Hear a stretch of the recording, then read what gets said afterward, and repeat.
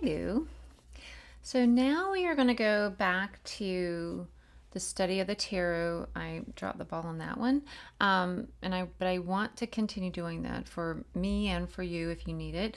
But it definitely doing it on here really helps to keep me accountable for like learning these things, and I want to. I feel like it like calls to me, and so I want to do this. So how we do this is, since it's been a bit, I choose a card. Choose a card, any card, but I really felt the pull to do the full. So, and then we'll have the different videos of the different books.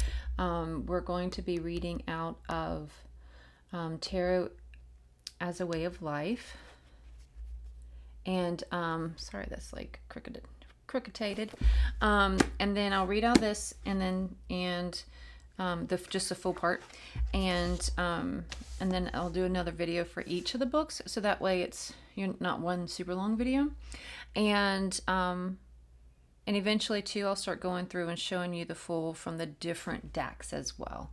Like I'll show them all to you. So in the past I had the camera down looking at all the cards each time, but I don't have that camera set up anymore, so I'm just gonna, you have to look at me while I read. I apologize. Okay, so anyway. Okay.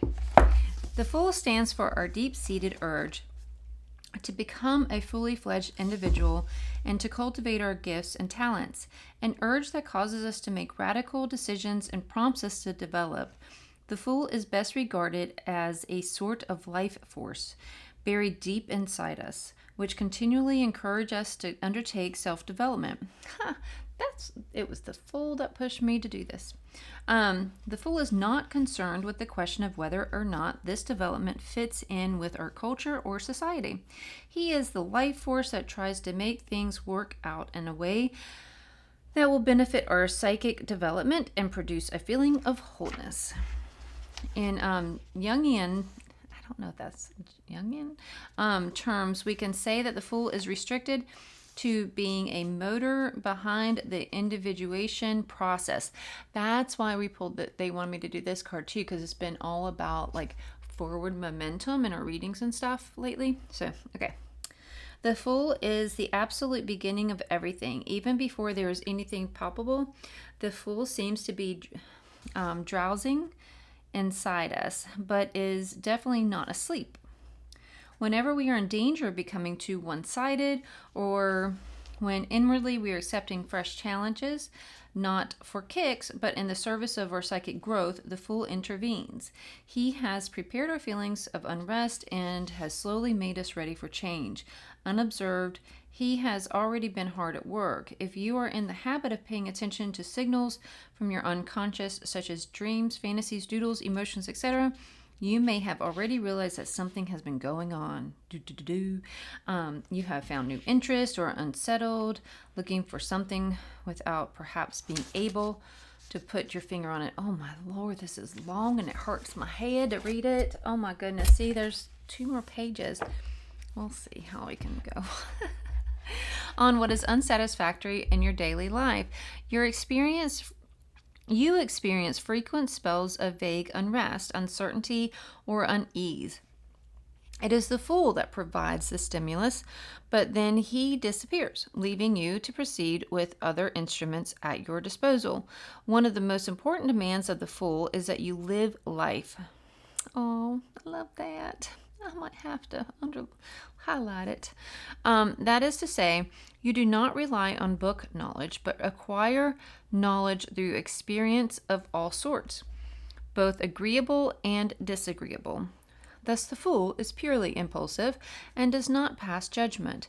This can mean that the Fool in you maneuvers you into the most complicated situations, like the sentence, or into emotional circumstances that are hard to assess. Okay. I need to take a drink.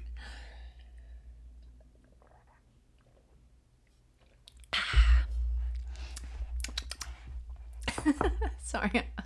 I'll give my eyeballs a break. Where am I? There. Our conscious mind can pass judgment and say, that is no good. The Fool simply says, be content to experience it and to profit by it. Live it and feel it. Nothing is bad, and everything I bring is usable. For the Fool is a factor that does not pass verdicts, and above all, has no guilt feelings. This traveler takes us onto unfamiliar ground and asks us to use our creativity directly, without recourse to finesse. When the Fool turns up in a spread, he invites us to have an open and fresh outlook on life, not stopping to calculate the profit, not asking if we stand a good chance of success, not being afraid of loss, and that is often more difficult than we think. As a matter of fact, the Fool is chaos, in which the germ of form is present but unseen all along. He is like a wet bar of soap, which so easily slips out of your hands. You cannot hold on to him. He is entirely dynamic. But when you turn up the Fool in practice, it is best to alter or adjust your attitude and behavior in which a way that you cheerfully and confidently welcome further developments. Allow scope for your original ideas and do not suppress your spontaneity. Openness to life is very important to the Fool. With the Fool's attitude, it is not to be expected that everything will run like clockwork. Naturally, what happens will be good, but what the uncritical Fool regards as good is not necessarily our own idea of good. The Fool may think it is advisable to send you on some escapade that lands you in trouble. But through this experience, you reach the point of departure for further progress. It's really good, but it's long. You see why I need accountability? The Fool, and why I listen to all my books on audio. The Fool often signifies a hard way with risk and paradoxical situations. I will say this is a very good book for your vocabulary. Do not let that worry you. It is all part of your own internal dynamics, which is aiming at nothing else than the development of your potential.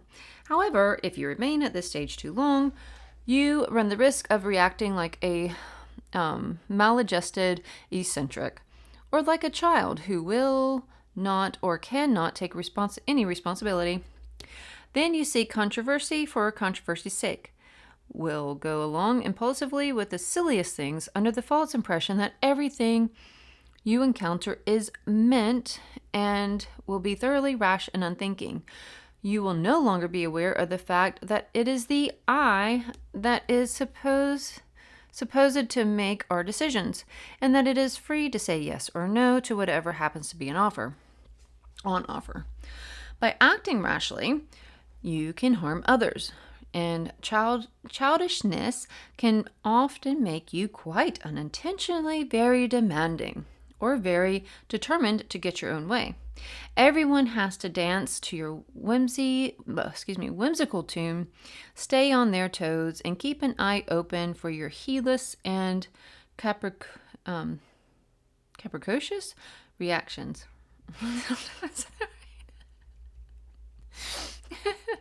Which are no longer an expression of creativity, but an impropriety and the lack of readiness to go through genuine experiences.